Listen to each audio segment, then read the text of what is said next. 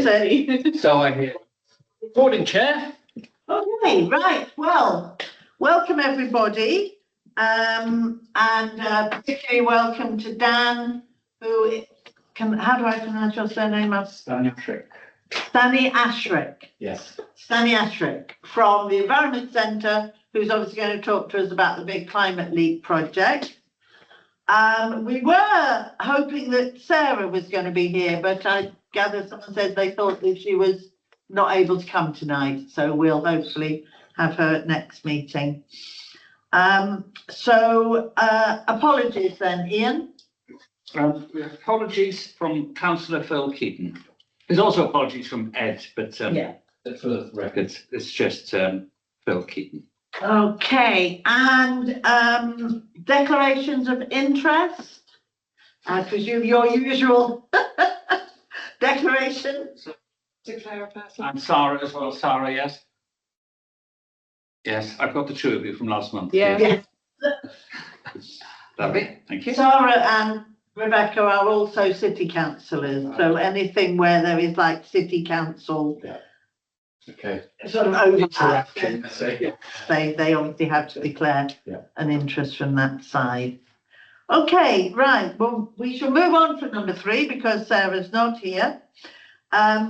What I suggest we do, if we move Dan up and have him now, and then you don't have to sit through our minutes and actions. That's much appreciated.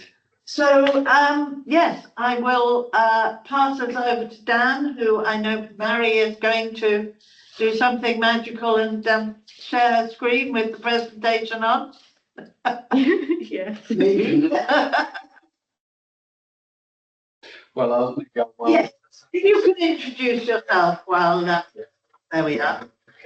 Yeah, so Dan Stalianchik, thank you for the introduction. And I'm a consultant with the Environment Centre, been there for a little over a year, and we run a number of programmes. The Environment Centre, as you may know, has been around for 31 years now, so we celebrated 30 last year.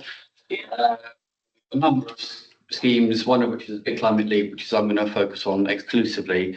Obviously, it's not coming up as it's a presentation on your screen, but it should be fine. But Slow. No, because it's in this protected view. Oh, that's weird. it's not moving forward. So, well, why not sort that out? Big Climate Leap is national lottery funded, and as I mentioned earlier in the introductions before the meeting started, I was here 13 months ago giving a presentation about your first carbon footprint. Well, firstly, I should re-acknowledge our gratitude that you are party to the Big Climate Leap, and you are one of, I don't know the exact number, but beyond 20, let's say, organisations, small scale, within the Swansea area, generally non-profits or charities, voluntary groups, that kind of thing. Some with premises, some without. So there's like U3A, for example, is one of our groups where they don't have any physical premises, but they are a large body of people who come together about certain projects. So anyway, Big Climate Leap, if you like, the headline targets is to work with organisations to achieve a 25% carbon reduction over a 5-year period. So it's a 5-year funded programme. We're just coming to the end of year 3.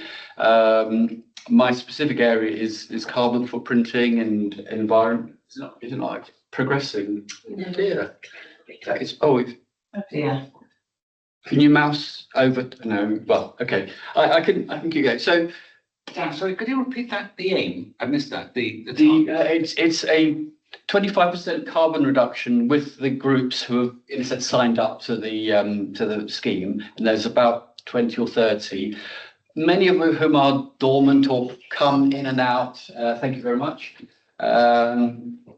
It's not a hard and fast thing, and to be honest, our main target is actually engagement with groups. Yeah. So either it could be undertaking carbon footprinting, which we're focusing on here, or environmental aspect assessment, or just community engagement of various types. Anyway, so last year I presented a carbon footprint report that was undertaken by a colleague of mine who has since left. So I hadn't done that methodology. So it is this methodology, but as I say, right at the bottom, it says there are some small procedural changes. So while the results are very similar, they're not exactly comparable. So back to the top. So there is this international greenhouse gas protocol. It's the agreed standard, and countries and big companies and in some cases small companies are obligated under various schemes to report their greenhouse gas emissions under these three scopes. Scope 1, direct emissions, which is what you use in your buildings and the vehicles that you own.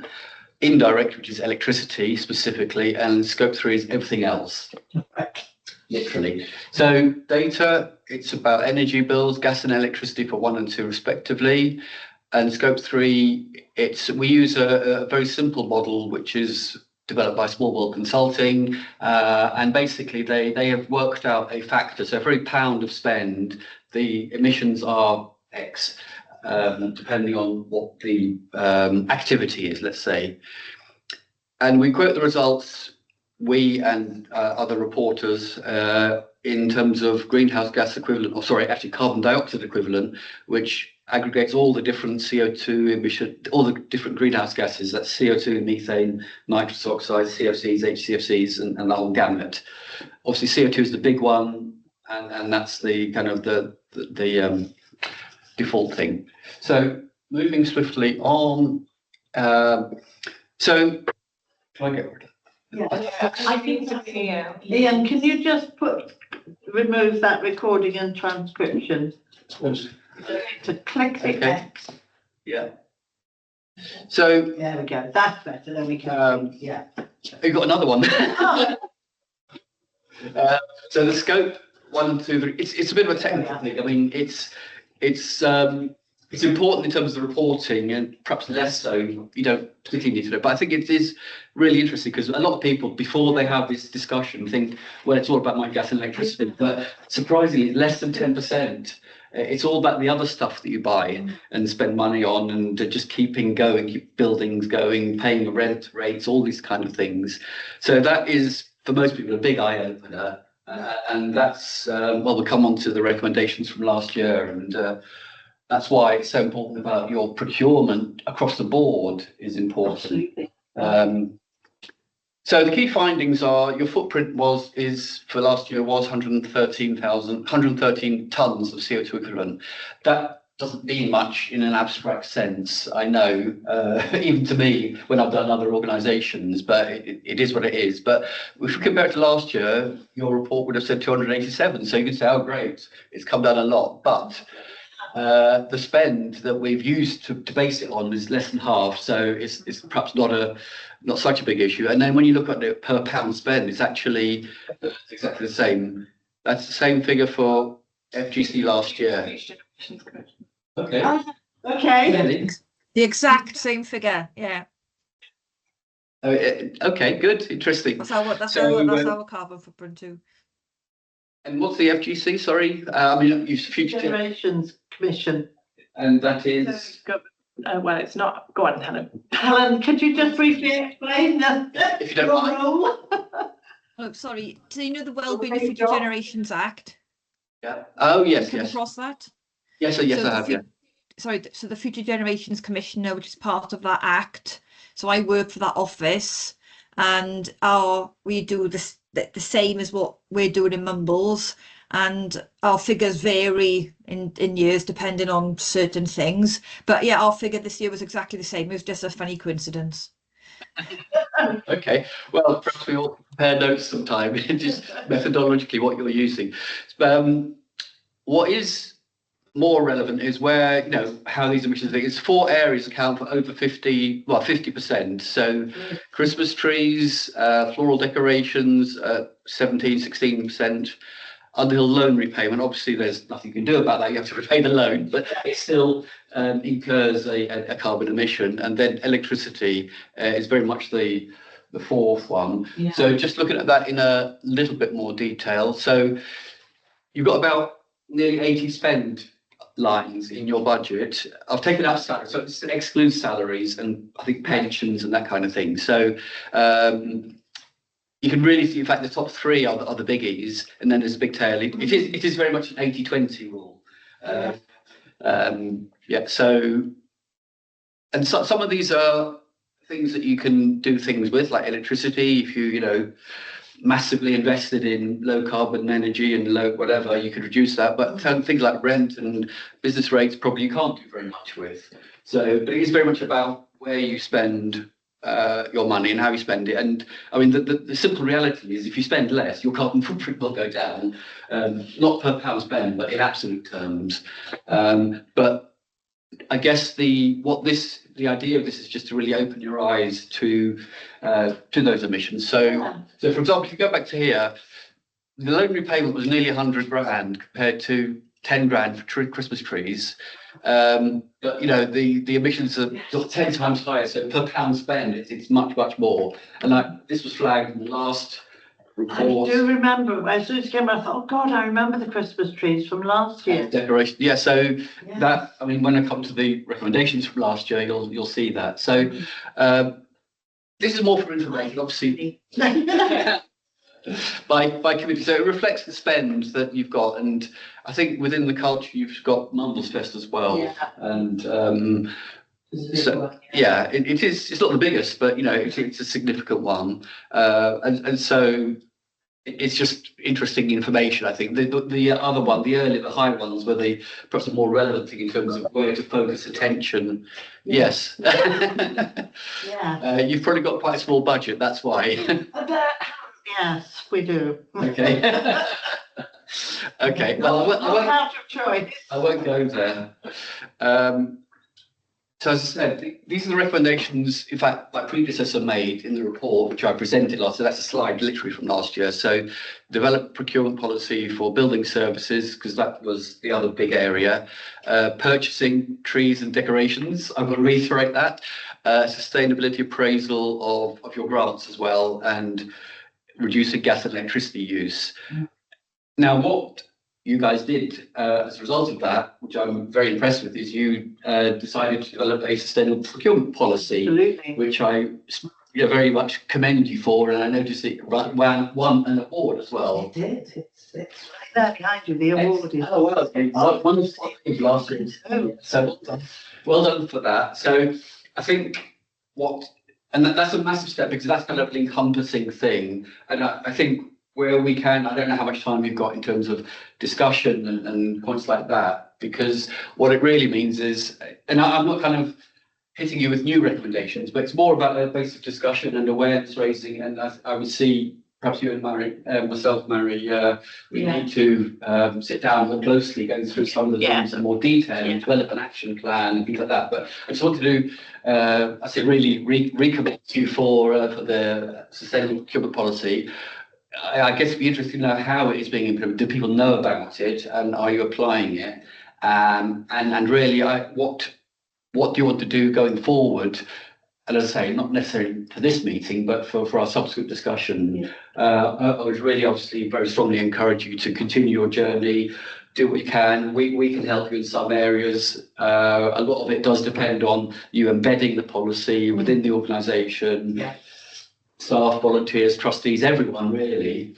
And actually, I've just remembered two things I was going to say before I started, but I forgot. But one is I cycled here, but there was no cycle lock-up place. No, that's. And I was going to say, there's a slight issue. This building, if you can look at it in very detail, is pretty much on its last legs in its current iteration. Seriously, okay. We have been trying, we have plans. We've did a lot of work with Down to Earth, who I'm sure you know of, and have some excellent plans for making it the most sustainable community hall in Wales or wherever. Fantastic. But we've kind of hit a funding brick wall. So a lot of things like we haven't got is because it was all like, no point in doing these things because we're going to be But we're going to have to rethink that if we're not able to get funding as to how we can Yeah. at least, you know, Yeah. do the best we can Well, that's the with point. what we've got. Someone could come in, you know, observe something, but then there's a good reason why perhaps you haven't done it, but then flagging it. The other thing is I went into the hall the other way and there's no one in there and it's baking hot. So I don't know what the temperature control is, but it's far too high. The temperature control, unfortunately, I think is each radiator, isn't it? And if somebody comes in like a yoga class and they Well, turn them all up, Clearly, then if they don't turn them down at the end, nobody else necessarily will yeah. go in and turn them Well, off. maybe your So, yes. maintenance person can look at that. Yes. So that's an observation, and obviously that will No, that's a useful, save money as well. Yeah. Yeah, the little changes. Just to say, as a hirer in other halls, you would soon get a stroppy email if you left the heating on in another hall. Yeah. So we Yeah, should be doing something right. like that. Yeah. Because as you say, there's a financial implication as well as well. The last thing I'd want to do is yoga in a hot hall. I mean, it's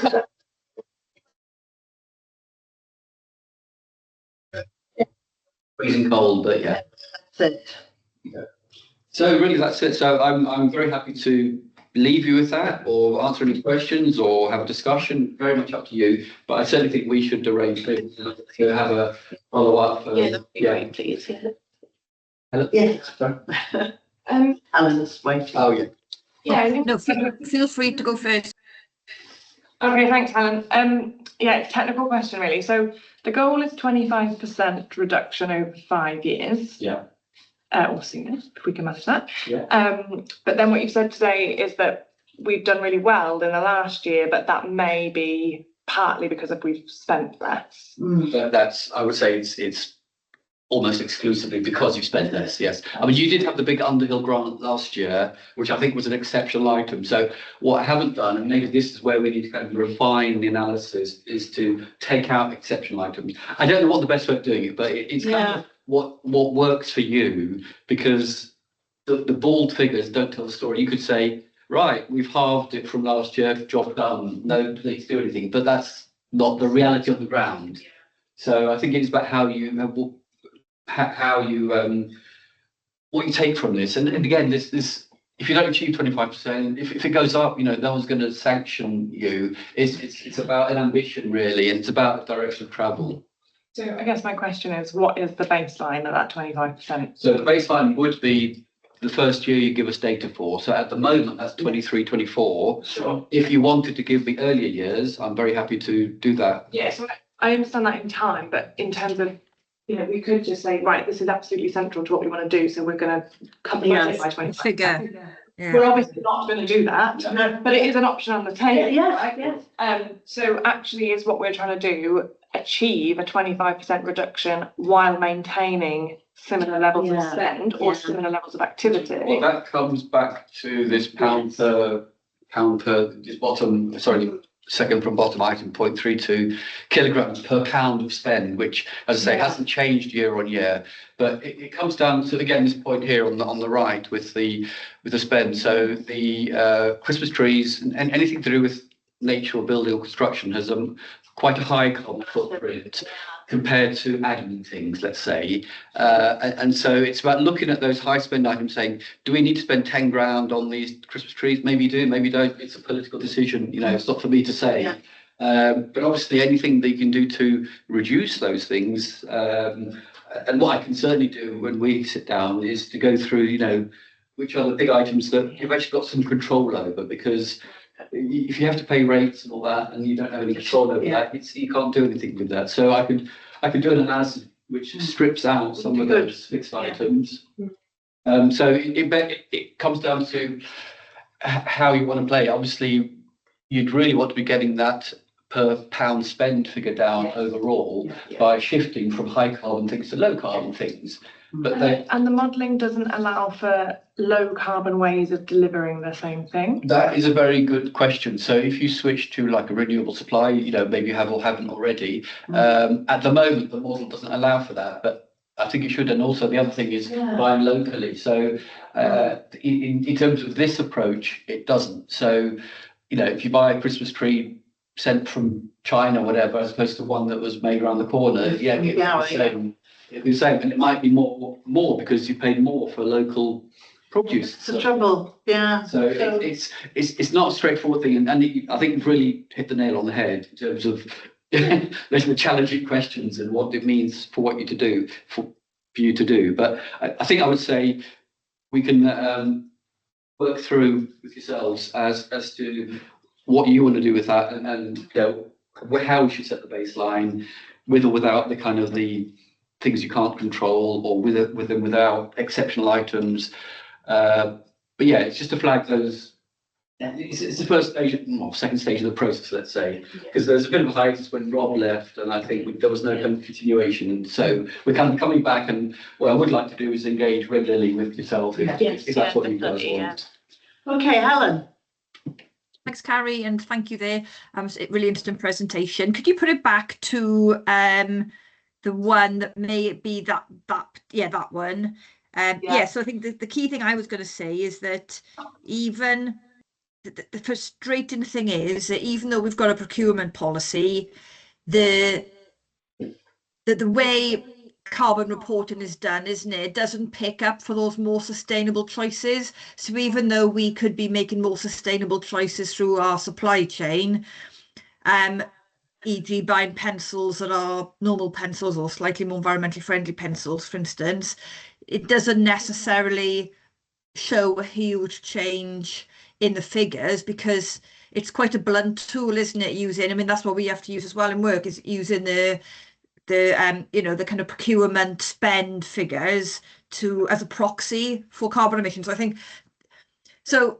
That's the first thing for all of us to acknowledge, isn't it? And what we say to public bodies on this is not to let that slow you down or frustrate you, but as long as you really understand your data and you know, so don't get too hung up on the data, but to really understand it, so have confidence in the decisions you're making that are moving you in the right direction. That's the first thing I was going to say. And then I think I think sharing this with other councillors will probably provoke quite a lot of questions. For instance, just about the floral decorations, the Christmas trees, I've never come across a loan repayment before, because obviously we don't have them in work. So how does a loan repayment carry, a really high carbon footprint? Mm-hmm. Okay. So I don't know the answer to that. So it would be useful to know the answer to that. And then on that pie chart with the committees, I think that's fascinating. And that's something to really maybe focus on a bit more, isn't it? Is because if we're saying almost half of the Culture and Tourism Communications Committee is almost half of the thing, that's a really big finding, I think. Yeah. Okay, Helen. So just to address your points then, I mean, you're quite right. The loan repayment, obviously, you have to do it because you've borrowed the money. So, but yes, in finance costs, in the methodology, there is a carbon factor associated with that. I don't know the analysis behind that, but obviously someone has said that, yes, when you look at anything that you're investing in, just the administration of it, for example, perhaps it doesn't require much administration, but yes, that has got carbon emissions. It's got very low carbon emissions, less than 1/10 of your Christmas tree one. But nevertheless, there are emissions there. So, but yes, I understand. It's up to you how you use this, and it can raise more questions than provide answers. But hopefully, it does provide some pointers. The other point about reflecting your the actual environmental choices not being reflected in this, I think that's it's to the key of the matter. Yeah, you're absolutely. You don't want to be kind of drowning in data and just looking at that, and that's not anything. It's about what was it needs contextualizing, which I think is your point, and that's the important thing, really. And so that's the next stage. So it's Sarah. Sorry, I should. Right. Yeah, I was just going to say, similar to Helen, it is a blunt tool, and it can be a bit soul destroying as well, because you want to do things that you feel are tangible, such as the flowers, for instance. Could we supplement? I think we're still growing them in peat, aren't we? We asked for peat. No, we Not didn't. peat, no, we- not peat, we're not peat free. Don't worry, Yeah. sorry, Helen, sorry, I saw the look of horror. Peat free, I asked for that years ago. But Yeah. still, the flowers, a lot of them, they're not good. Yeah. They're not good for biodiversity. We don't seem to have much power over what we plant, and yet this wouldn't matter anyway, would we, if we did that? If we had everything that was actually really good for the bees and other pollinators, it still wouldn't show up, would it? Or would it? In that context, yes. But I think, as I said, it's the contextualization of it. You know, it's much better to plant environmentally friendly flowers or plants or whatever than cut. You know, spending that amount of money on cut, flowers or whatever, which clearly are really. No, I'm talking about the flowers in potted, the potted flowers that we get, which we spend an absolute fortune on, and I think we could do better. Well, what I would say is you're obviously spending a fair amount. Someone has decided that's what you should be spending on. But I think what you could do is go and say, do you realise that these trees and our floral decorations account for over a third of our total carbon footprint, and perhaps we should be spending less, as well as making sure that in that what you're spending, it is environmentally sustainable. So, I mean, if, for example, you're able to buy from a certified carbon neutral supplier, then I think it's very legitimate in the analysis to say, okay, you spent 10 grand here, but these are carbon neutral, whatever, they can demonstrate that, they've got it verified, so you take it out. So that's the kind of thing that you could be doing. So our procurement policy could, Exactly. right. So There's a couple of things I'm kind of, does what the loan was spent on affect at all, or is it any loan and any repayment, well, irrespective of what it's? the Underhill was a construction loan, so that the investment that's what I was thinking. construction. That's obviously a high carbon. Yeah. The other grants, in fact, one of the questions from the previous report is understanding what those grants are. So some of them we don't really know. So sometimes you have to slightly guess where to put the figure. But I mean, things like small and medium grants. Now we are monitoring those much more closely, and one of Diane's jobs is to get feedback from the people we give the grant to on exactly what the money's been spent on. So that might be something maybe where we can kind of, that feedback might help with how that money's spent. Of course, this is what over 5 years, of course, what the situation now is, we have taken on a whole new building at Underhill. Now that, of course, doesn't feature in last year's figures because we've only taken it on this year. Now, do we kind of ignore that because it's not part of our core kind of data, or do we somehow try and kind of bring it in for this year? that's for you to decide. We could have that discussion. We could look at the pros and cons. I mean, in reality, if it's mainly consuming electricity and gas, you saw how little this was, so it might not have a big impact. But it all comes down to is your overall spend increasing because you've got this new building? Yeah. Okay. In which case we can do it by the pound emissions per pound spend type, which I think is probably the fairest way of normalising for all these kind of variations that there will be over time. Okay. Yeah, I mean, this is really interesting. But I am sat here thinking we can't let ourselves be kind of beholden to this, because there are so many ways in which maybe the data doesn't reflect certain efforts that we're making. As you say, like on the grant side, what we give out those grants for on one year might be totally different to the year. It's surprising that it can just be like allocated a figure. But I think it could be really helpful in terms of supporting decision making going forward. So I think if we turned up to full council in a couple of weeks' time, and put this presentation, you know, in front of councillors, there'd be uproar, right? They'd be saying, you want to cancel Christmas? Yes. Yes, absolutely, yeah. It would be, I would be the first thing Yeah. they would say. So let's not go there, right? Yes. It's a bit of a shame in a way that we're receiving this now, having set budget 3 weeks ago. True. And I wonder if for next year, we could try and actually almost Yeah. do it a little bit earlier in the cycle. We're also looking to enhance the way we do community engagement that actually informs the budget making process. Yeah. So, you know, if we had a budget pack that rather than just these are the councillors' ideas, let's all fight over. Yeah. We Or had not. these are the councillors' ideas. This is the likely carbon footprint based off of last year's or based off of, you know, an estimate. Yeah. And this is what the community have said about that particular, you know, Mm. area. I think that together makes a much more sophisticated, Yeah. you know, package of information for us to be able to make really meaningful decisions on. And then if we look at the report next year and we haven't noticed, you know, a huge amount of difference, but we are able to really intelligently interrogate that data and say, yes, well, that bar is really high, but do you remember we talked about how we're going to switch suppliers and that, you know, we're confident that even though the modelling is a bit of a blunt tool, you know, we've taken There is steps we things we can. should do. And then the only other comment I would make as well is that this is obviously forming Mumbles Community Council.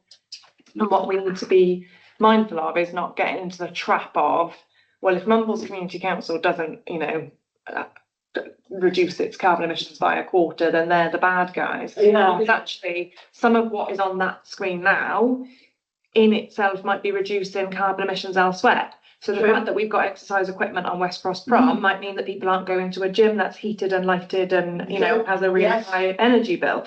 So I think, you know, I think let's use it. I think it's really, really interesting. It really can help us kind of, be really smart, but let's not just pursue, Over it. pursue those bars coming down for the, you know, without being.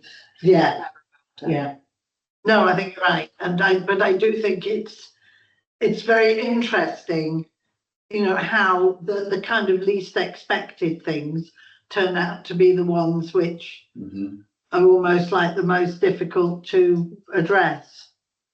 You know, because as you say, there's nothing we can do about the Underhill loan repayment for the next 8, 10 years, whatever it is, until it's paid off. You know, it's there and that.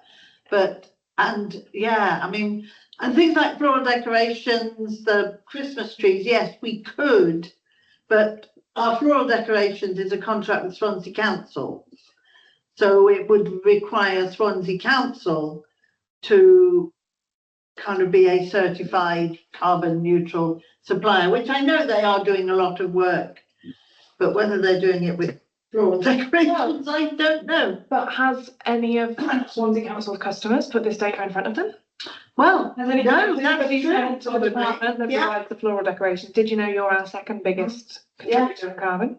It's And, worth putting that in and front. yeah, I mean, it took us, I mean, as Sarah will attest, it did take us some time to convince them that we could have them without peat. That is You know. such a bloody disgrace, isn't it, Carrie? I know. That is such a disgrace. And that is really, I'm so glad that you've raised that again, because we are in work really focusing now on asset managers, on the estate managers, the property managers, and all public bodies covered by the Act. And, you know, we're really focusing on pesticides, peat, mowing regimes, as well as all the decarb stuff and adaptation stuff. It really is an area that needs a lot more focus. Yeah. All of this. It does. Sarah. Yeah, if you remember, Carrie, we did suggest a while back that planters could be filled with hardy perennials, bulbs We did. as well. We could have stuff that's in stew all the time. And we do have, you know, a grounds person, environmental person, keep an eye on them. And we True. should keep an eye on them, and that would surely cut the amount of carbon, because we're not You would digging think, stuff yes, up I'm and sure it would. replanting and planting all these new flowers in plastic pots all the time. So That I we think that replace would be a every way year. forward. Yeah. Yeah, I mean, it's definitely something that we should be certainly putting forward as a proposal and having some consideration for, even if we start in a small way and say, well, we can replace the plants in these areas, you know, even if, you know, we can't do much with the ones hanging up on a lamppost. Definitely. And we bring the public along with us, explain what we're But doing. yeah. Well, and I get that was fascinating, and I'm looking forward to, as I say, you and Mary kind of keeping us updated, and you know, any advice you can give us on how we can, you know, work towards reducing any of these, we would, because as you say, if we can, we don't want to put this in front of council, but if we can just in small ways nudge them, you know, towards you know, looking at how they're using money, then that's all to the good. If I may, my last point, imparting, you know, the thought, whatever comment, observation, number one is you've got sustainable procurement policy, implement it, I would say, and just reiterate. So that is something you should take to council, to remind them this went out. Yes. And actually, when you're buying things, it's not necessarily the cheapest thing. It's actually, what are the considerations? Is it peat free? Is it sustainable? Is it, can we do perennials instead of annual? You know, these kind of questions. So I would, that would be my number one recommendation. I think, from what I remember, I think the tender for Mumbles Fest has gone out with quite a few kind of elements of that sustainability about the people that we are asking to, you know, we're looking for contract for some to run Mumbles Fest for us, and we have looked at things like carbon reduction, not using, you know, high and, you know, carbon things, and making sure that all the waste is managed properly. So, you know, I think things like that we just need to bring to the fore every time. And I think sometimes we don't sort of, you know, put it as highly up the agenda as we should. It's number 2 on the points that a bidder must demonstrate. Oh, that's good. It's the point 2. So the first is value for money, and then sustainability and environmental responsibility. Okay. Yeah, I knew I'd seen it in there. Good. I've probably taken up most of your meeting more than before, but anyway, I think that's really interesting and okay. Certainly we can look at the budgets for next year earlier. That was the intention, but I'd say Rob left that and didn't have them. Yeah, it just, as you say, this year we can make sure we're keeping up to date. Okay, take care. Bye. Thank you. Bye. Bye-bye. Bye.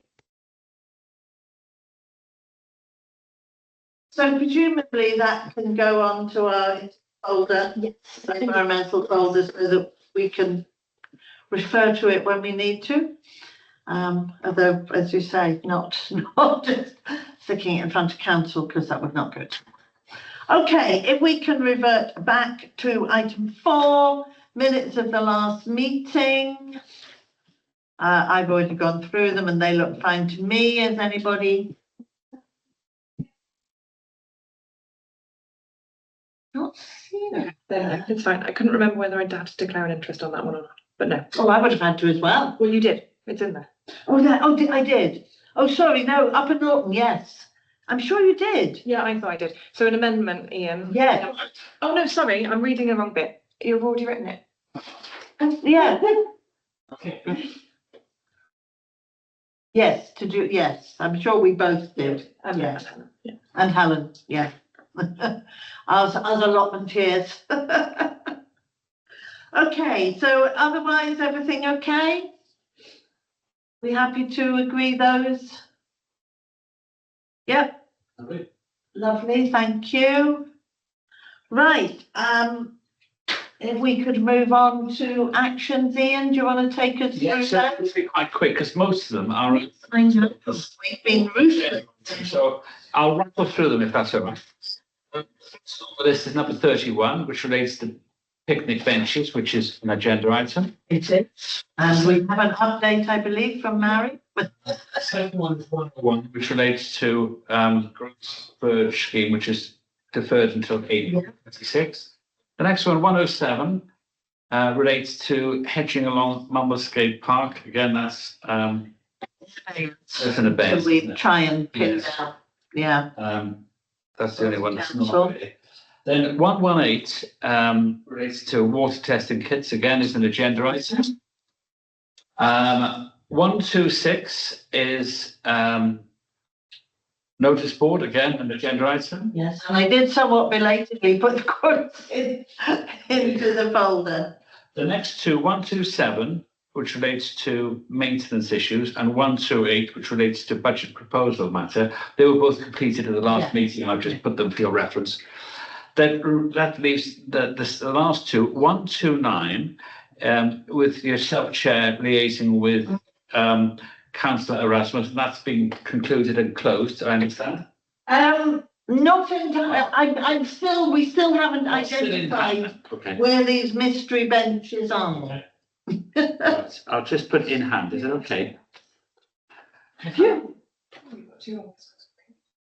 Oh, Oh, I know. I think we were going to link that to that's action where 31. they've gone.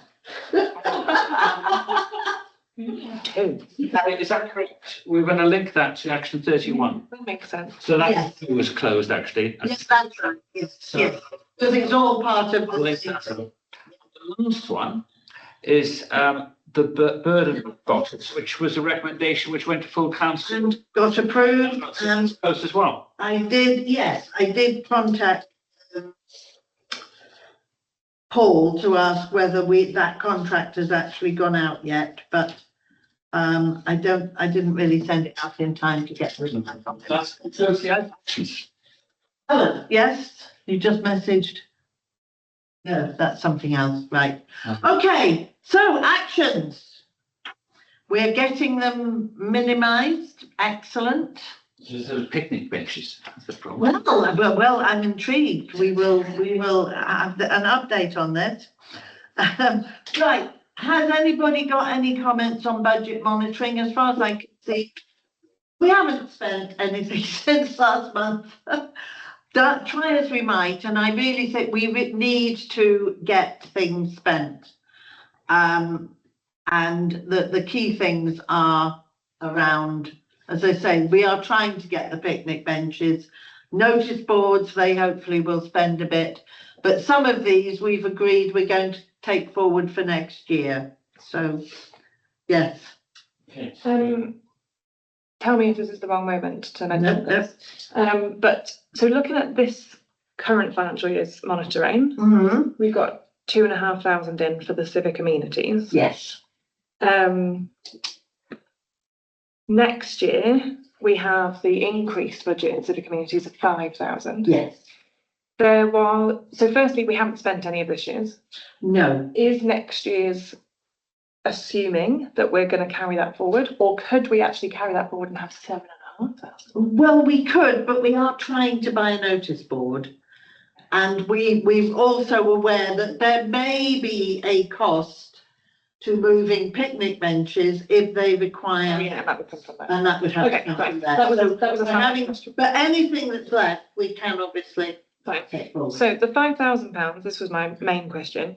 There was a reference in the last full council meeting when the request was put out for ideas for locations of a bus shelter. Yes. Thank you, Helen. Yes, Um, straight in that, instant response. That we had £2,500 to spend on one.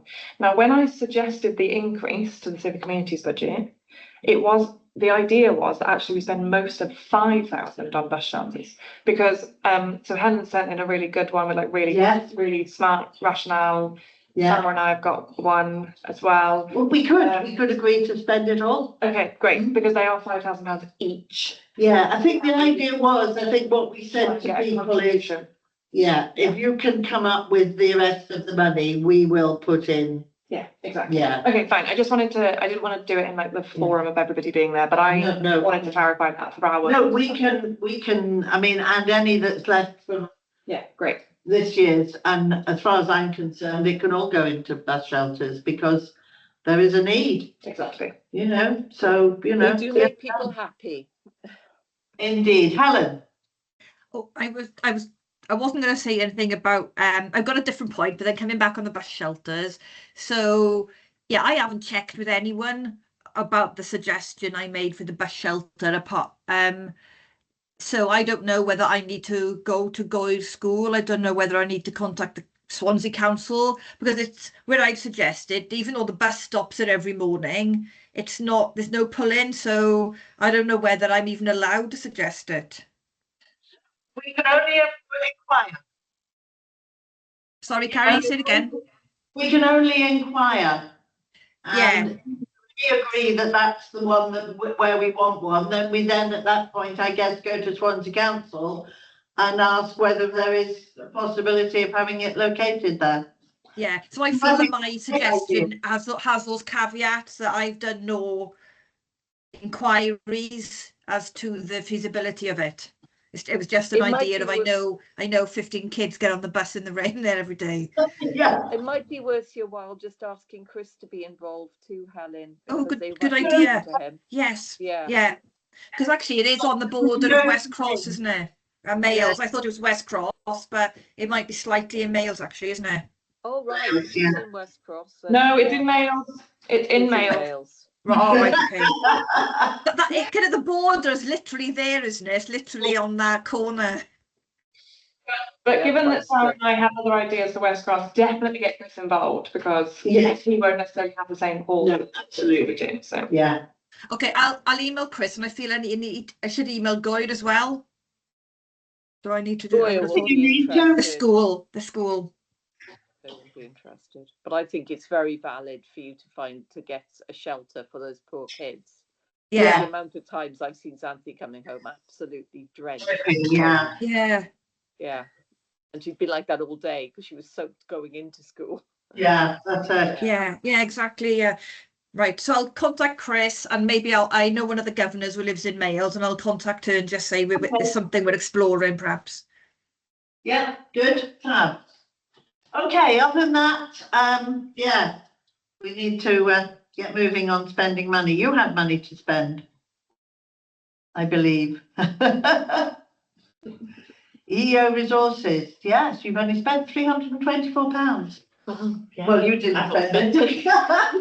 But obviously, it is there to be spent, on stuff that we need. Yeah. So, if there's anything that you think actually what we could really do with is, then, bring it forward and, Okay.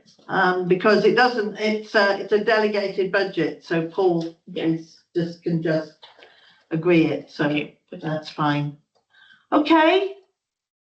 Right, we can zip on Can we to, approve them, Chair? Would you mind? yes, okay, can we all approve the budget monitoring report? Thank you. Yeah.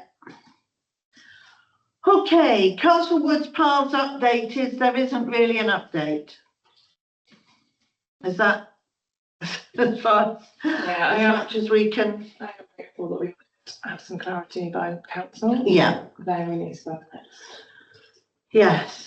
So the saga is ongoing, and meanwhile, I don't know if anybody's tried to walk through Castlewood, but it's absolutely impossible at the moment. It's like a segment line. Yeah, I've been it's down there so every dangerous. week. I know, incredibly dangerous. Is that as a result of mud, Carrie, or the uneven ground? It's just both. Mud moves. Really, mostly mud, just really slippy. And even when Because it's it's dry. uneven, you just Yeah. slip. Yeah. Okay, picnic benches update. Well, it's covered in your report, isn't it? So, It is a bit. yes, if you could just tell us where we've got to. Yes, do have it, yeah. So the picnic benches, it was agreed that they could help move the picnic benches to the sites that we choose to put them on, but it'd be on the back of another job. So when Yeah. event season starts, Swansea Council said they can help us out then with a few. I got in touch with Richard, I believe his name was. All right, He can come yes. down and scout out the potential sites with us. I haven't heard back from him yet. So we need to chase Yeah. them. I was at a community council charter meeting yesterday. Yeah. And it does say quite clearly in that that we should be able to expect a response within 10 days. I suspect it's longer than that. There are also emails sat there as well. I have suggested to Kerry that she might like to invoke the charter Yeah. to get things moving. So, but Rebecca tells me she has 2 picnic benches. This is a miracle. Yeah, I mean, it was on the back of another job actually, so maybe that's the we've used Swansea Council community budget to put a brand new bench outside Floyndale School, which is Right. a similar to the Top Shop scheme. So the idea is to have like a theme coming down West Cross Lane. Yes. But as we had work people out there, we said, look, we want to get to single. Thank you, Helen, for your positive feedback. We're still waiting for people to send us their pictures of them sitting on it so that we can show. But yeah, so we just said we've got these 2 live locations on West Cross Green that we're waiting for, and they included the quote for concrete bases, and went and found a couple in Southend, and not Southend, in the compound in the quarry. Right. So these are picnic or ordinary benches? Right, those are 2 of the mystery 3 benches. Oh, well, Sarah, because Sarah, you got a photograph, didn't you, saying these 3 benches are sitting around waiting to be reallocated. So there is still one which could, if we can get Richard to come and I'm agree. looking, Carrie, but the ones they wanted to reallocate are not the ones that we paid for, the picnic benches. These are just benches. No, these are the ordinary benches. Yeah, and they're old. Yes, and that's what Pam wants, one of them outside the Love Spoon Gallery. So if you've got 2 of them on West Cross Green, there should be a 3rd one, but we can't just stick it on the pavement. It's got to be agreed as a location. So there is hope that at least they know where they are, because they've taken 2 of them. Okay, right. Training plan. If I could just remind people about the One Voice Wales diversity training workshops, which are, I went to check the dates, but there will be some coming up next month probably, because they are worth doing, and anything else that, you know, looks like it would be useful. I don't know if you've identified anything. There's Ash told me about one that Urban HQ is doing. Oh, right. It's a climate resilience kind of one. I think that's coming up in the next 2 weeks. I've asked them to send me a link for it. Okay. Just pop that in. Is that the one on the 19th of March, the green infrastructure one at Urban HQ? I think it's a bit later on in March. I'll have a double check. I think it's around the 28th, 29th time, possibly. So they've got a green infrastructure one. They've got loads of really good ones coming up. Yeah. Yeah, so the green infrastructure one, we're going to that, and we've been involved. So, you know, Swansea Council, Rebecca's been in the video, you know, Swansea Council and NRW have done all this amazing green infrastructure, nature-based solutions to flood risk in sandfields and all over the city with the green roofs. And they're holding this event on the 19th of March to share that with other you know, interested people across Wales. Brilliant. Because that's what we desperately want, to win people over to the idea of, you know, this sustainable drainage. Yeah. So, you know, Doyle Cymru have a community fund, Carrie, because I got hold of it for the allotment the other day. all right. So they've got a grant of £5,000 for, you know, you might well know this, you Sarah and Rebecca, sorry. So if I'm saying something, you know, just tell me, you know.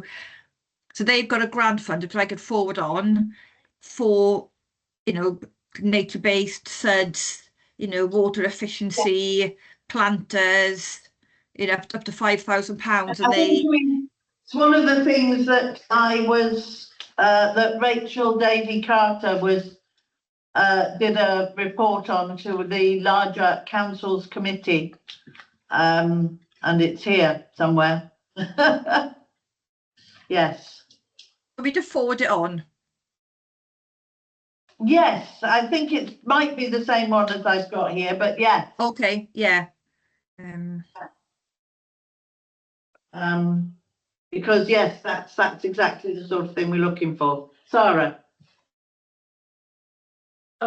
Yeah, I was going to say that there was one that Penny said was around for Penny Griffith said was around for us to Yeah. use, which I think she's hoping to use for SUDS based stuff. I don't know if that's a similar one or different from the one you're talking about. Right, no, apparently not. Anyway, we're looking at training, this particularly at the moment, Oh, for right, like okay. anybody who wants to I go can't on hear to a very well. particular Sorry, Carrie. training course. Oh, right, I so- couldn't hear that. Yeah. So yes, absolutely, you know, it's, we are required to have it on the agenda every month. So it would be nice to be able to report that we have done something. So, you know, please do have a look, and if there's anything you want to do, we have a training budget, let's use it. Okay, notice boards, Underhill Park. I did put the quotes into the folder, but I did do them rather late. This is, if you remember, it's for a notice board at the top end of Underhill Park by the car park. So if you've got the folder there in front of you, you can have a look at the quotes. Just 3 slightly different styles. Basically, it's like a notice board on legs because it's got to be fixed into the sort of edge of the car park. They range in price from about £500 to about £750.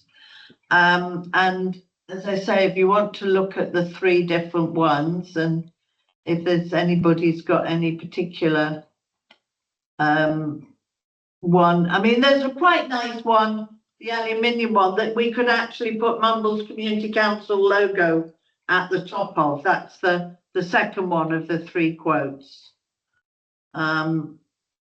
It says from £260, but when you actually look at the size we want, it's about £700.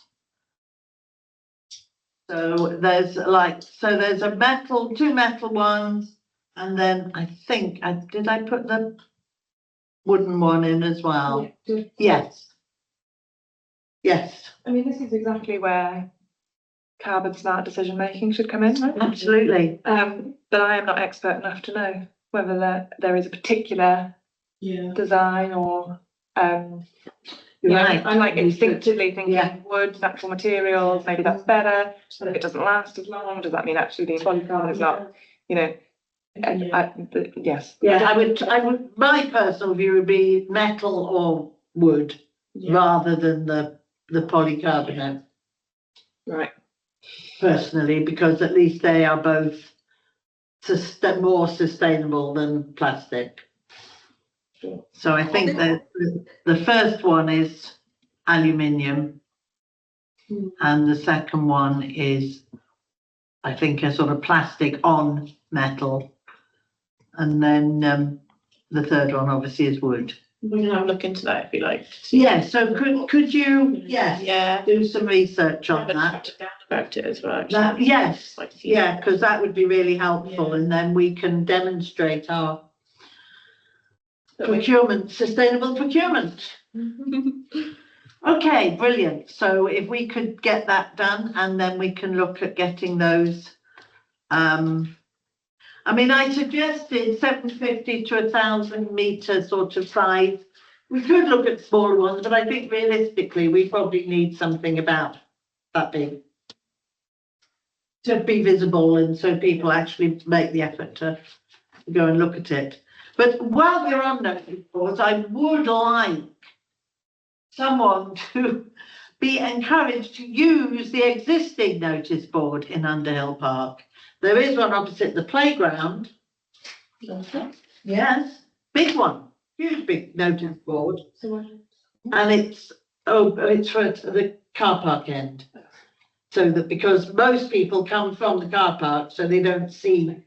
But I would like to see some evidence that there is use being made of, so maybe if you and, Yeah, I dropped Sarah can put our posters up in there. it, it'll kind of I start. dropped a load of posters up to Hannah earlier in the week, and Okay. I put the notice board up there, so Yeah. she can make sure that Yeah. that one as well that gets. Yes, so that it's being used, Yeah. because, you know, let's go for it. Helen? I was going to say about that because, you know, I do feel we need probably a bit of a better approach as a council overall in updating the notice boards. Yeah. Because, you know, it'd be useful to have a list of all the notice boards we've got. And then, because I feel I'm always asking for posters, because I've got a printer at home, Yeah. for posters to be printed for me to go put on mails. We've got this new one in Vivian Hall, which I've asked for, and they've done that for us. So there's 2 locations I can put all our posters up on. And I just feel all of our notice boards just could do with looking a lot more up to date. And so that one, I spot that one in Underhill quite often. So Carrie, so it's always looking really empty, isn't it? So what's the proposal? Why do we need a separate one, Carrie? I've probably just But missed the that. second one is to be up in the top car park. Because obviously the majority of people come from the car park. Yeah, and go in. It's for them to know when they park their car to take their dog out or what, and they can Yeah. immediately see what's going on.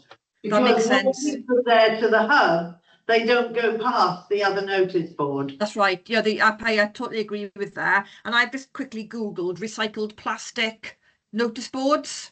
And Okay, you know, like the recycled plastic benches, and I've just done a quick Google search, and I don't know what the cost comparison is, but I wondered if Mary's going to look at, you know, whether she can Oh, yeah. include.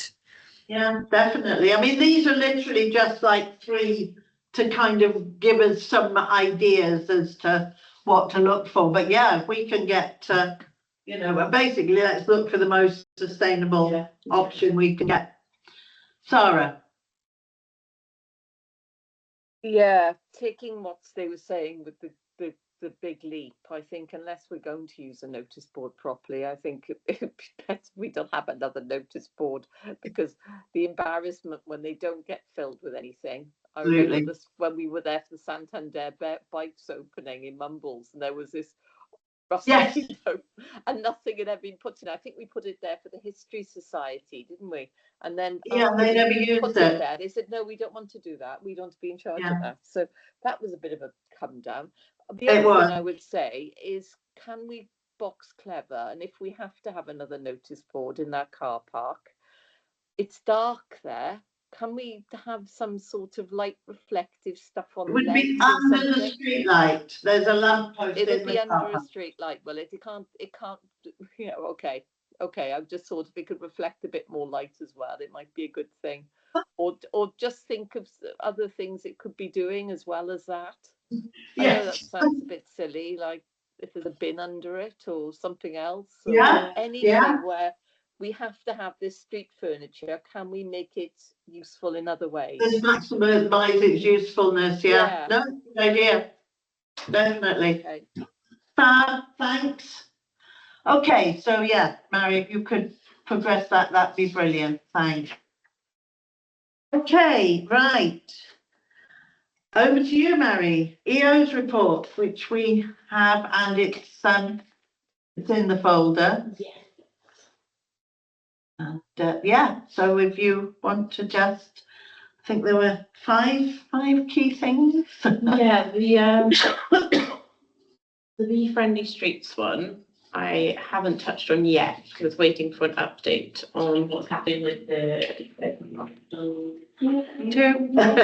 Still waiting. I think that's the beginning of March, is there? Yeah, so, Okay, so you know, it's just wait for that to, yeah.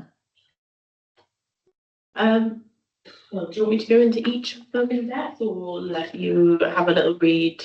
I think if you just go through them, and if anybody wants to raise anything as we, I think Gardener's question time we do need to Yeah. look at, because it's imminent and we need to, So I've had 3 panel members confirmed, and waiting to hear back from the 4th, but I think it'll probably be a yes because she seemed very keen. Oh, Rosie Seeger-Jones, she's a locally Rosie? appointed, yes. Yeah, I think you. I would have to declare a personal interest. She was, I was sort of like Sarah is to Mary, I was to Rosie. She lived in our house for 3 years Oh. as a student. Yes, yeah. Yes, so I know Rosie very well. She's absolutely lovely, but I would have to declare a personal interest. I don't want to tell you how to do your job, but are we paying the panelists? No, Also, no, it's free. They're coming. donating. And last I heard, I was surprised when I saw her name on the list because last I heard she was in the Amazon. Yeah, she's been all over the place, She's so I think amazing. she'd be a really good addition, and to have someone, Fab. you know, sort of a kind of. Yeah, that's it. We had Megan last year. for the same Yes, reason. yeah, Yeah. exactly. Yes, we've got Kate Davis and Tyron Davis, and Peter Robertson From as the well. Gardening I think Society. it's a bit of a mix there. Yeah, I did chase up Maggie as well. Yeah, I've chased a few times. Yeah, because I thought, what I was all as much as anything to say, because she runs the seed library, Yeah. to bring some seeds Well, with exactly, her. yeah. So anyway, I thought maybe if I contact her, she might, because I used to work with her, so. Yeah, I know I her. might be going down there anyway to see. So I might see if I can have a chat with her. Because it would be Yeah. good to, because you can get free seeds from them. Well, exactly, Great for exactly, yeah. regard of wants free seeds. Right, so how many tickets have we sold? 55. That's far. Unless it's updated the last day. But yeah, 55 at the moment.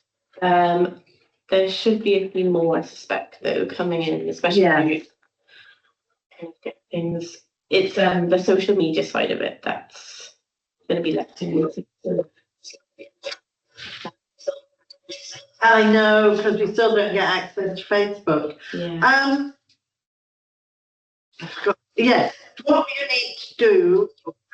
we need to do is write to everyone who's bought a ticket saying, have you got a question? Please send it. I've Your got this question. drafted up already. And a little sort of forms thing as well. They can fill out some questions Good. to get them out. Correct. But yeah, that's on my next step. So I have reached out to Oystermouth Radio. Are they still going? As far as I know, but I could check that with Naomi. Yeah, I've emailed and You've not called. had anything back. Nothing. And when I tried to listen to their broadcast, there was silence. So So, I mean, there was, the two people who ran it were quite elderly. yeah. So it may be that it's finished, so I will ask Naomi. Yeah, She's- because we can get. They went through Rumble's development. Yes. My sister-in-law is the admin person. Okay. She's the one who does the monthly update. Yes, You know, yeah. village. Good. But But I'll ask her. if not, though, I was hoping to live stream it. Yeah. On social media, do it from Facebook, and all you need is 2 phones, and I've got a little tripod thing, stick it over the back, and make sure everyone's happy to be in on the live stream, obviously. Yes. But I can send out a Yeah. say that would be good though. Yeah, and so I've started designing a little mini quiz, so Yeah. that's what I'd like to ask about what we could do for like a little prize sort of. What do you, any thoughts on a prize for a little quiz at the question time? I mean, you know, do we just go for the usual cash hardware voucher? Yeah, I was going to suggest that. Support the local business. Jamie? That's called Know Your Audience. Yeah, exactly. Yeah, because they will all be buying things at Cash Hardware, so. I was going to ask about refreshments as well. So do we want to go down the Welsh Cakes tea coffees or wine? You didn't need. Load them up, that was last year. Yeah, and minor pickup, but I'm assuming, Ian, have the electrics been Yeah, I think it was a last year, wasn't it? they've been fine. a one-off? He says optimistically, yeah, hasn't happened since. Yeah. But yes, I would also suggest some cold drinks Yeah. to minimise the amount of electricity we have to use in case we do. Yes, yeah, that's fine. And yes, and buy Welsh cakes, definitely. Yeah. Unfortunately, I don't know anyone who's a great, well, I do know someone who makes Welsh cakes. But That's our friend Debbie from Maryland in America, who made 200 Welsh cakes last week. But I don't think she's got the capacity in their little flat in Humbles to make 200 Welsh cakes. Okay. We might have to just buy them. Yes, yeah. Helen. I was going to ask Mary, I mean, well done. I think you really have picked this up running, so well done you. You know, the previous Eventbrite lists, do we have access to them, and have we sent an invitation to everyone who's previously booked? Already, and that's got the first load, probably about 25 tickets within a day. So it definitely worked quite well using the existing list. Yeah, it was quite easy. You just click a button and. Oh, amazing. And can we ask Peter Robinson if he'd be prepared to send it to Mumbles Gardening Club? Okay, yes, yeah, that's a good idea. And then the other thing I was going to say is last year, I know it wasn't up. Have you put around the Allotment Association? Yeah, gosh, yeah. Do you know what? Yeah, I am really massively promoted. I sort of thought, oh, it's still a way off. Yeah. Yeah, so I'm happy to do that, Carrie, and I'm sure you will as well. I'm sorry. So I was going to say last year it was not planned to have wine, was it? We only did wine because the fuse went halfway through the event and we couldn't serve any tea. But I thought actually it was quite pleasant having wine, and we had wine in the first year as well. And are we allowed to do that? Yeah, I think a couple of bottles of wine it just makes it a bit more convivial. And as I say, because all our panellists are doing it for free, then we've barely spent any of our budget. Yeah. So, yeah. So we wouldn't charge. No, I don't think so. If you We would. We have, yes. Kerry's very quick. She gets them very quickly. You got the one for us for the wine quiz, the same day. You have to register it. Yeah. And then- No, we're not going to sell it. No. Yeah. But we don't And then- need to do it if it's giving it away. And then my final point was, I definitely think it's best to get homemade Welsh cakes. I'm quite a fuss pot with Welsh cakes, and I really don't ever eat them if they just come from the shop. I think it's a big difference. And you know, Yes, we saw enough homemade. Sarah's got a hand up, and Sarah might have some suggestions. Yeah, she has. There we Well, are. I do love homemade Welsh cakes. I make them myself, and I'm like you, a bit of a Welsh cake snob. But the guy who cooked them down in the people who did them for the Gower thing was amazing. And They were great. They were great. And they forced one on me. They have to. I was like, I'm on a diet. They said, no. And I tasted them and they were so good. Too good, in fact. Too good. We shouldn't have them. But they were very good. So That's true. I think I've got their cards somewhere. If not, I'm sure if we asked Jake, because he organised it, ask he'll know Jake. who they were. It was somebody local in Gower. It was somebody like Yeah, Alston it or was a local guy. thereabouts, wasn't it? Yes, I've seen their stuff before, and they were very good. And it's a couple that run They it, were. so, Are they you all know, free? and the food was good. Yeah, Free so that would be my suggestion. Possibly. Yeah, there were different flavours, weren't there? I think I know the ones. Oh yeah, they did orange ones and Yeah. chocolate. Orange Yeah.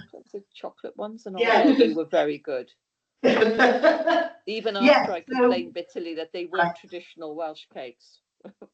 Right, well, if you could check if you haven't got the contact, I'll contact Jake and ask him to Yeah. tell us who did them. Perfect. Ah, right, so we're pretty much on board then with GQT. Hope you are all going to be there. Asking your gardening related questions. And we're on track to kickstart Buzz and Bloom. Yes, that's one of their bits here. Yes, so Freshwater Watch will be Yes. going. Oh, we got an update, John, good. Yeah, so I've been out to the site about 4 or 5 times now, so I Great. think I've got them nailed where it's going to be the safest, done a little risk assessment, Excellent. things all kind of lined up. I've got a group of volunteers ready to start, but Sarah needs to get the day volunteer forms sorted with them before I can start taking them out. So I'm going to hope to take just them out there from Uni of Wales. Oh, University. the group Yeah, there. take them out for the first one before then making it a bit more public ready. Yeah, no, it's a good idea. Just to make sure it's, you know, safe, because obviously children are welcome to. We do not want to.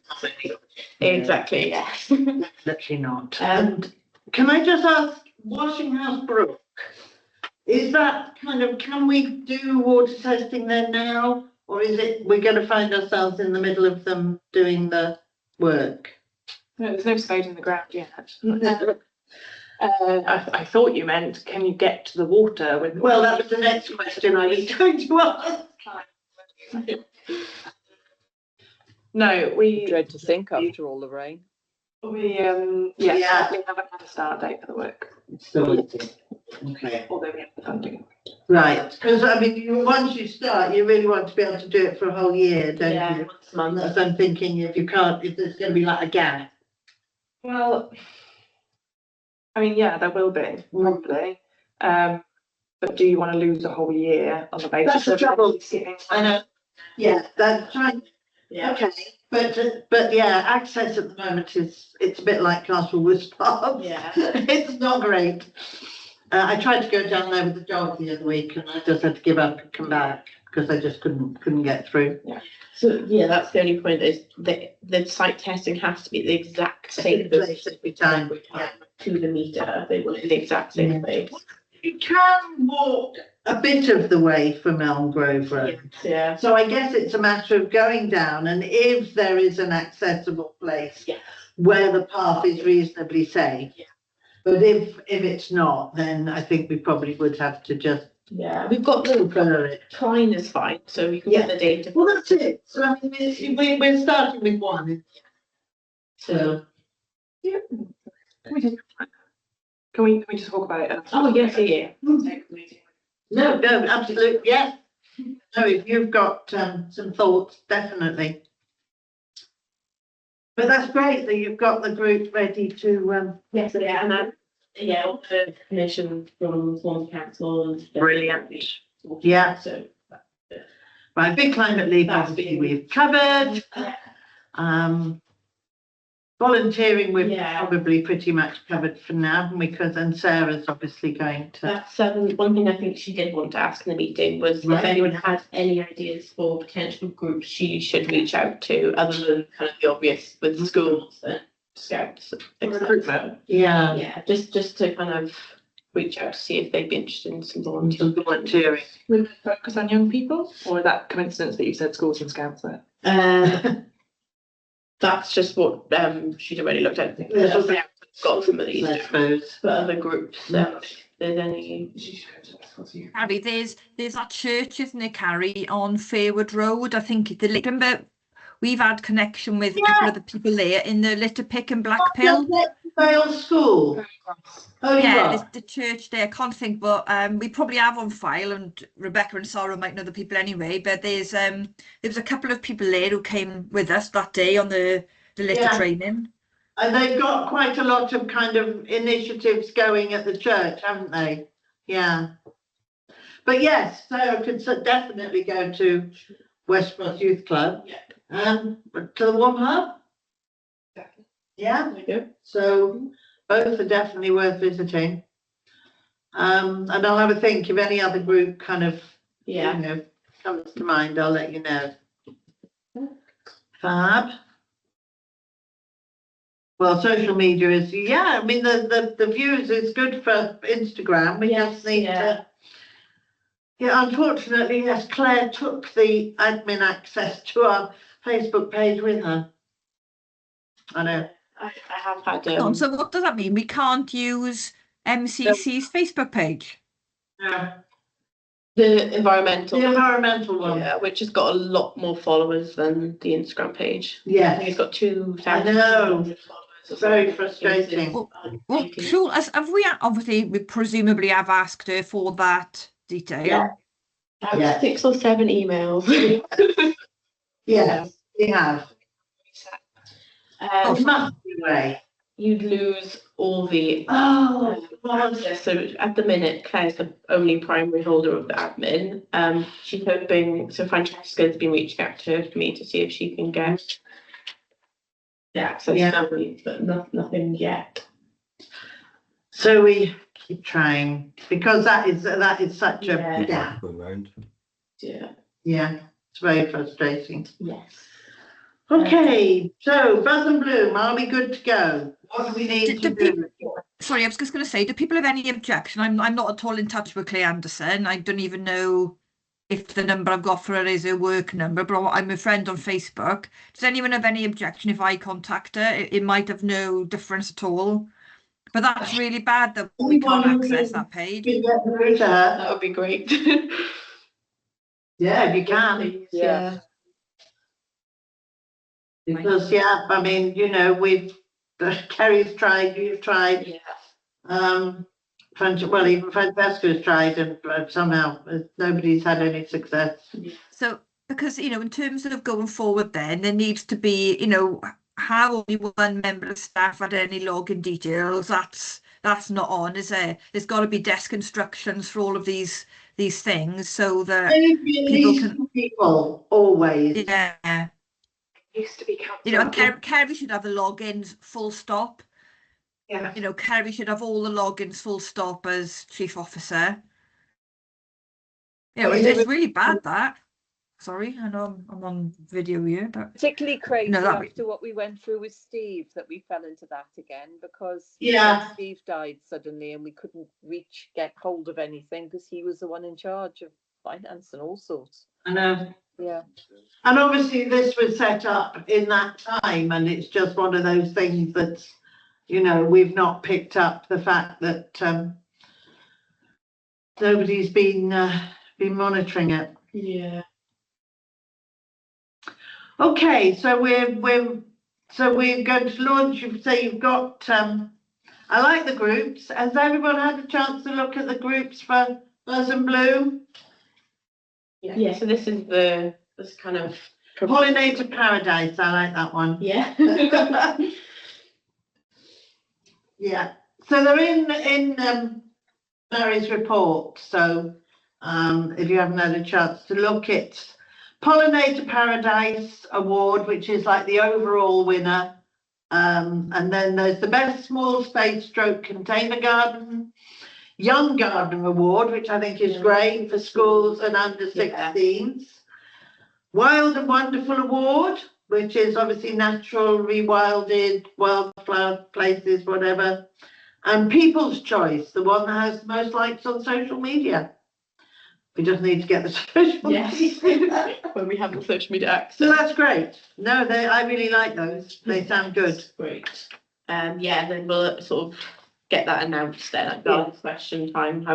Because I know lots of, the whole Facebook thing, because that's where people will be looking for it. We can't.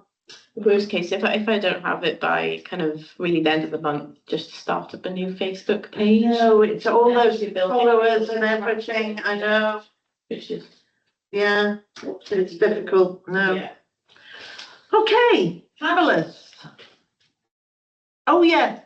Well, that's on the, right. Well, the Hector we know it started. Chainsaws were in action today, apparently.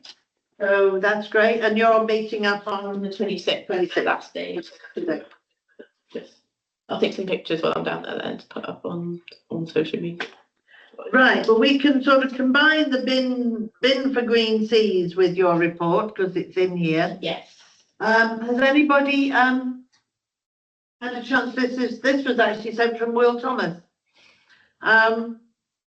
It's the idea is that it's a sort of type of bin that encourages people to fill up, and it kind of creates a sort of sculpture thing. Yeah.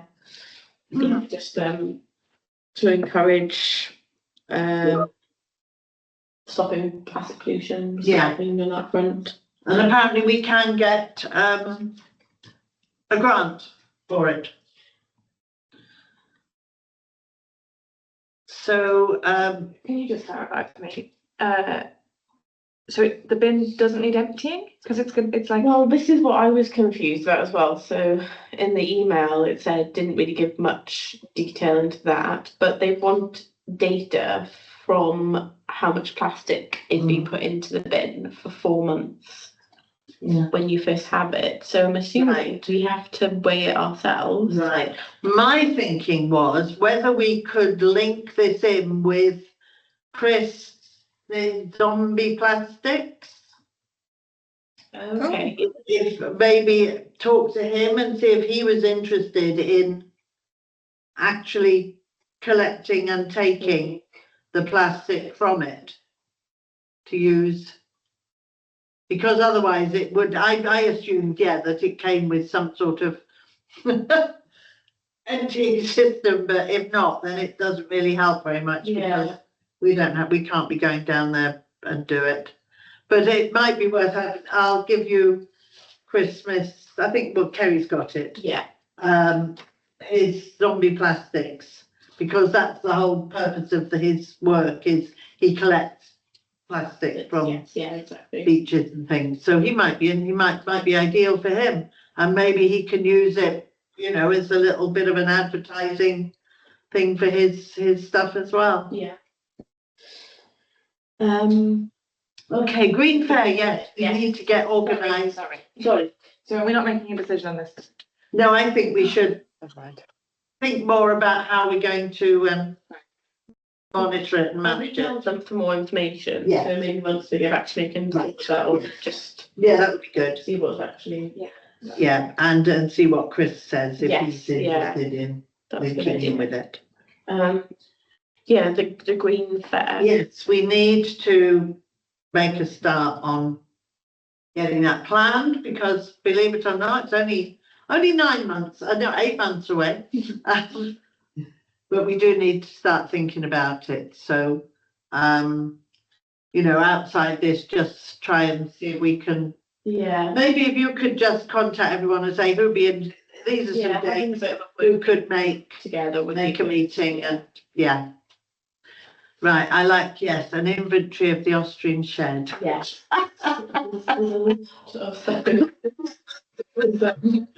Yeah, there's a lot of things that you can really use quite well. It might be a 2-person job though. Those signs are big and they're really heavy, so Yeah, so and just writing down what we've got. that'd be great. And then, because, I mean, I'm sure most of us completely forgotten what the signs are. Yes, yeah. So it would be lovely to reveal them and, Yeah. and benches that we have discussed. Yes. So, brilliant. Thanks very much. And that's covered most of 16. Right, the only other thing is, and this is, we do need to just finalise, is the One Voice Wales diversity packages. Has anybody had a chance to look at them? There was the link was in the folder. And I think you sent out, I did, yeah. I put it in Yeah. the WhatsApp group. Yeah. With the different packages that were available. did everyone have a look? And And I spoke to Ash as well and about what he thinks would be best. good. Because we have a rather tight deadline that they have to be in by Saturday. Yeah. Friday, even. What has Ash advised? He said that he agreed with what we said, Carrie, with the Blanders, was it? Yeah, it was plant with. It was planters and pollinators, and I think was it the wildflower areas? No, I can't remember. Oh my gosh, they're offering a pond. They are. Yeah, I asked about that, but Yes. it doesn't say what comes in the pond pack because he wants to remove that pond And and make a the new one one. in the North Nature Reserve Habitat boxes. to make it a bit better. Is that the Yes, other yes, one? it was, Yes. Habitat box, because obviously the money we've got to do a lot of that this year is going to go on the surveys. So if we can get some extra money to put up some extra boxes, like at the allotments and things, then, you know, we thought that'd be really good. So if you're happy with habitat boxes and planters and pollinators, Go back to my suggestion about the pond. well, yes, I mean, This is for Fairwood Park. oh, for Fairwood. So Okay. we haven't had a chance to do a walk of Fairwood Park yet, but it is part of the induction of every environmental officer that I take them for a walk. I know it well. I Uh, think it's So regular. the council have now thankfully got it on their list for local nature reserve, so that's brilliant. So I've kind of taken my foot off the gas, but my dream of turning the swamp into Which is natural exactly what it's for. which is what this is for. Yes. So there's, you know, for people who are watching at home, this is the bit by the bridge, you know, that's just on the border between West Cross and Males. And I think it'd be amazing to It'd be fantastic. so I don't know, is there a limit to how many we can apply for? And do we have to have like really thought through exactly what we want to do with it? We have to be able to take photos. I think ideally they want them both packages to be in the same place. Which is the only thing. So unless, Well, we're talking about bird boxes in Fairwood. yeah, Yeah, Helen, just to say, Chris has in the past been supportive. It's all been about finding Okay. money. yeah. I mean, I don't want to like scupper our chances of getting something by like throwing an idea in at the last Yeah. minute. When's the deadline, like this week? Yeah. 27th. Yeah. We're not going to get the Swansea Council people around the table quickly. No, that's the trouble. But there will be an opportunity next year that we could, Back, yeah. So maybe we go for those two as quick wins this year. Or the other option is. Oh, we've lost we Sarah. do look at the pond one, but to put it in Norton Nature Reserve, and the existing pond that's there, Ash had the idea of maybe moving it up to the orchard, but it might Okay. go to Fairwood instead of the orchard. what's So that? It's big. It's big. or is it big? Because I think this is only for. Well, it's probably Well, about probably 4 so. so it probably is on the that, but yeah. Okay, can we do your suggestion of we put in for ones we know we can definitely deliver? Yeah. But Definitely that for next year. Yeah. Yeah, and I have suggested to Mary that perhaps we invite Rachel Davy Carter to come and Oh, yeah. meet us. Will you do that? Because she is only in Pennard, so she's relatively easy. And maybe she'd come down and meet with us and just talk through the various ideas. So should we go for quick wins, planters and habitat boxes for now? to go in Norton Nature Reserve. Yes. But the Yeah, well, because Castle Woods is one of the areas for the boxes, so Norton Nature Reserve in its broadest sense is part of Castle Woods. Are these recommendations for council or just something that? No, I think we just applied for the money and then we announced that we have got the money. So plants, boxes and It's habitat boxes habitat boxes, sorry. and planters and pollinators, I think was the other one. Yes. Oh, where's the little app? Good. I'll persuade this to go back. It will only go forwards. Well, there we are. Yes, nest boxes and habitats is one of them, and planters and pollinators is the other one. Yeah. Great, lovely. Well, I think that because we've covered all the current projects in your report, so that's everything. Thanks ever so much, and it was great having Dan here. That was really good. Right, stop it, You recording. can stop. All right, see you, Helen. I won't cut you off, I'm just just See you. Bye-bye.